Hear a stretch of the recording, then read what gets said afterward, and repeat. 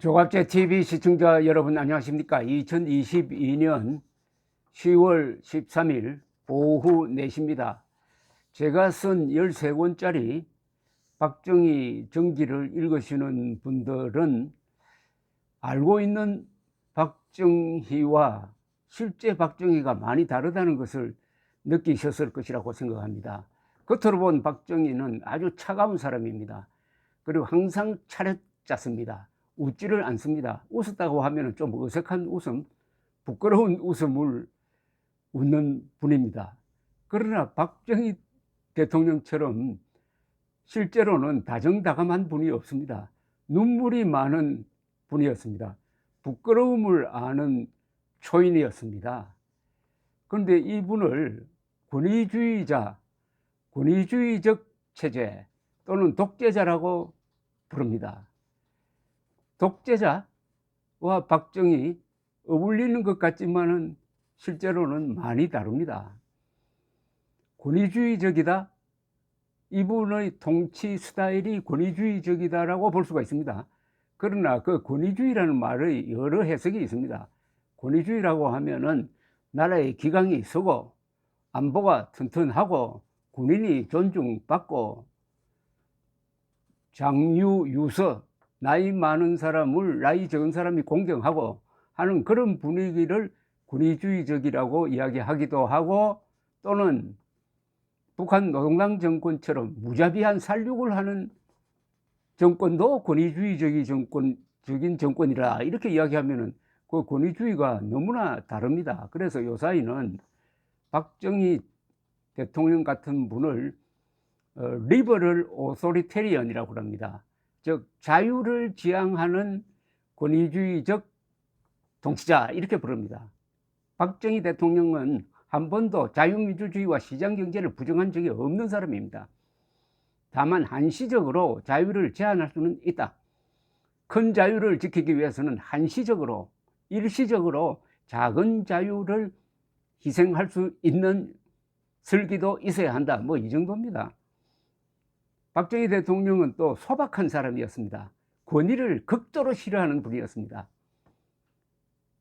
이분처럼 반골 정신이 강한 사람이 없습니다. 그러나 대통령이니까, 국가 원수니까, 국군 통수권자니까 그 직을 가지고 행동할 때는 근엄하게 하는 수밖에 없죠. 자, 그런데 박정희 대통령의 일면을 보여주는 통계가 하나 있어서 소개를 해드리겠습니다. 이 몇 년 전에 조선닷컴에 이런 기사가 나왔더라고요. 역대 대통령의 명예박사 학위 랭킹입니다. 제일 많은 분이 김대중 전 대통령 19개입니다. 김영삼 전 대통령 11개였습니다. 박근혜 당시 대통령입니다. 당시 대통령은 5개였습니다. 그런데 박정희는 제로입니다. 제로. 그 흔한 명예박사 하나도 안 받은 사람입니다. 이게 바로 박정희라는 한 인간을 잘 보여주는 것 아니겠습니까? 박정희 대통령은 호도 없습니다. 김영삼 하면은 뭐죠? 호가 거산입니다. 아주 거창하죠. 거대한 산이란 뜻입니다. 김대중 전 대통령은 후광이었습니다. 박정희 대통령은 호가 없어요. 근데 호가 있다는 거 주장하는 사람이 있는데 제가 확인을 해봤습니다. 청와대 대변인과 문공부 장관을 지냈던 고 김성진 선생에 따르면은 없었다는 겁니다. 고령 박씨 문중에서 호를 지어 올린 적은 있다고 합니다. 그런데 이 보고를 받은 박정희 대통령은 박정희란 이름 석자로 충분하다고 하면서 단호하게 그 호를 쓰지 않았다고 합니다. 그리고 한 보좌관이 모 외국 대학에서 명예박사 학위를 주기로 했다는 보고를 하니까 박 대통령은 쓴 웃음을 웃으면서 박사는 나와는 어울리지 않는다면서 거절했다는 겁니다. 그러니까 18년간 재임했으나 그 흔한 명예박사 학위가 하나도 없습니다. 박 대통령은 편지를 쓸 때도 절대로 대통령 박정희라고 하지 않았습니다. 공문서 같으면은 대통령 박정희지만 사실은 항상 박정희 배 이랬습니다. 대통령이란 말을 스스로 쓰지 않았습니다.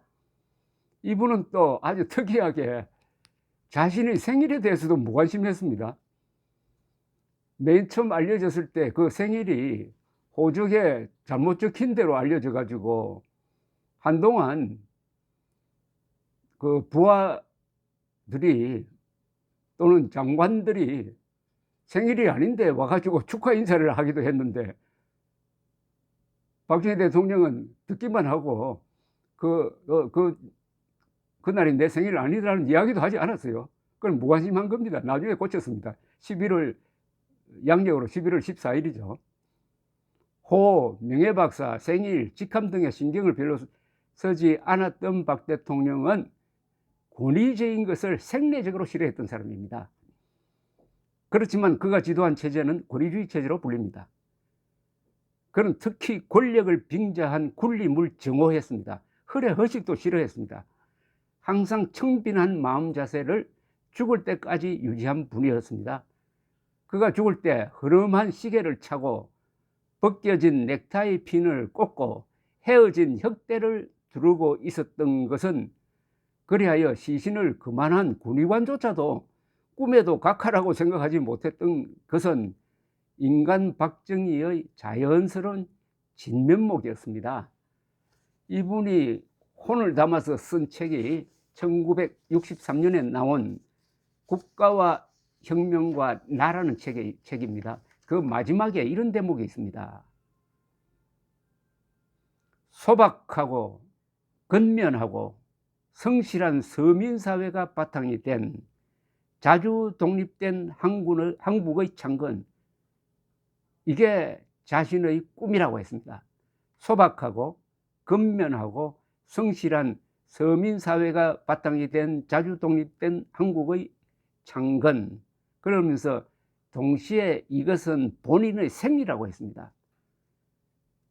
그리고 이렇게 끝을 맺습니다. 본인이 특권계층, 파벌적 계보를 부정하고 군림사회를 증오하는 소위도 여기에 있을 것이라 생각한다.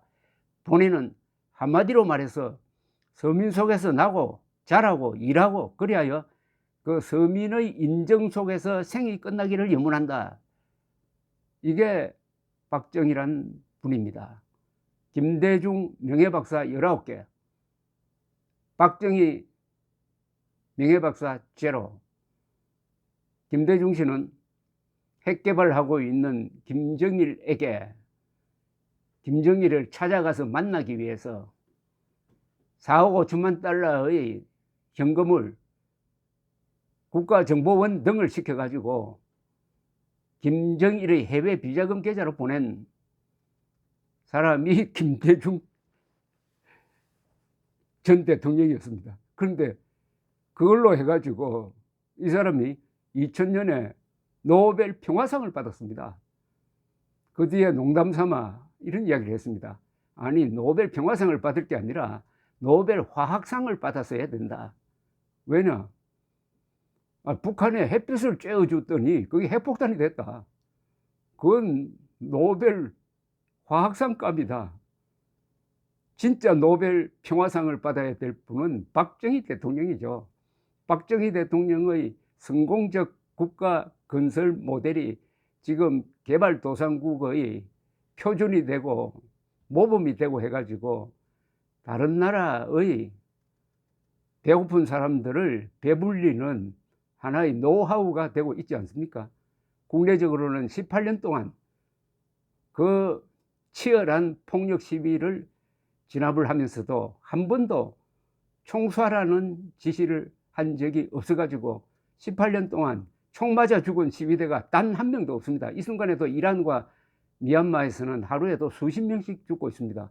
그러니까 진짜 노벨 평화상을 받았어야 할 분은 박정희다.